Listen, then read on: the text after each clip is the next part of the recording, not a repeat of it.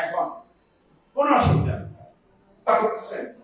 তার যে টাকা খরচ হতে পারছে রুটিন মানে আমাদের সমাজে আমাদের প্রতি 95 জন আসে ভালো স্কুলগুলো যারা ভালো ম্যানেজমেন্ট করে তাদেরকে আরেকটাকে খেয়াল করে আমরা কি করি ধর্মনা আবার বলবে আপনারা ভোট দিলাম আপনার বাড়ির লোক একটা কাজ করতে পারছেন কষ্ট